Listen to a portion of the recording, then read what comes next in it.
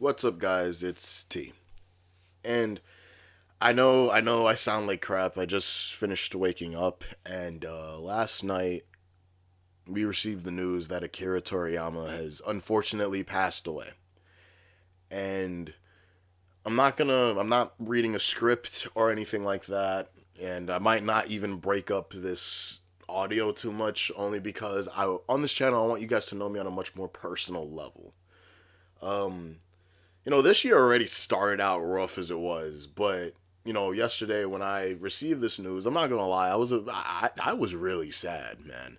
I know on this channel I usually just cover comic book content, nothing really having to do with manga or anything. I was planning on doing it in the future, but I don't know enough about anime to just start making videos off of them. But this is different because you see, I look at Akira Toriyama the same way that I looked at Stan Lee, and pretty much they're just the goats of their respective areas. You see, Akira to me was the Stan Lee of manga, and it was the Stan Lee of anime, because without him, there wouldn't be anime as popular in the West as there was. You see, Dragon Ball was the freaking starting point on anime becoming as popular as it is now. Like before, I remember there was a time where people would be embarrassed, including myself, be embarrassed to tell their friends that, oh, I watch anime.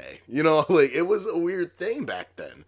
And now we live in such a different time where, now people are going to anime conventions, they're cosplaying and everything. We have anime that are coming out that are complete bangers, but whether you love Dragon Ball or not, you have to admit that if it wasn't for this man, anime would not be anywhere near where it is now. And it's really all because of this man. You know what I'm saying? Like I'm not gonna say Naruto, One Piece, Bleach. Of course the trio that people talk about. Like of course also with them, anime has become more popular. But Dragon Ball really started it all. I remember the first time I ever watched Dragon Ball, and that was when I was tiny, bro. And it was with my dad. And I remember we were just clicking through channels, and we stumbled upon this episode where Goku just perfected Super Saiyan. This was before the Cell games, and he was just chilling. He was just chilling out, completely calm. And I remember we just watched the full episode, and after that, it's like something changed in me. I didn't just like comics anymore. I just started to become obsessed with this blonde haired dude with this cool jacket, which I thought was drip at the time. And, you know, I was obsessed. I started looking on YouTube, looking for full episodes, and I remember like eventually it led me to a website called DBZ TV, and I just watched all of Dragon Ball, everything, every lick of Dragon Ball. I watched it, and because I love Dragon Ball so much, it actually led me to my main friend group that I still am friends with today. I've been friends with them for more than 10 years at this point. And it's just it's weird to say. Like it's because of Dragon Ball.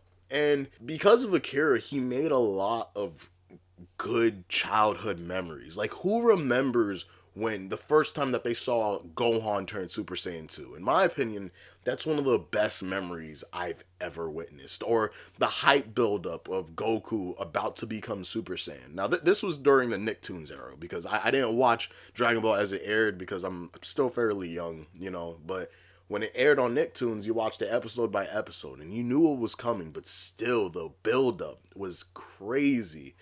And who remembers like figuring out that Goku was an alien? Like you understand when Dragon Ball was coming out, there were no breaks. Akira Toriyama was just dishing these out, which was really just not really seen before. Like it was so it was just so crazy. And the fact that this man has passed away really saddens me because it's like I didn't know him personally, but it feels like you lost a family member. Like you feel like you lost someone that you just knew all the time, even though you never spoke a word with them. And I felt the same way when Stan Lee passed away.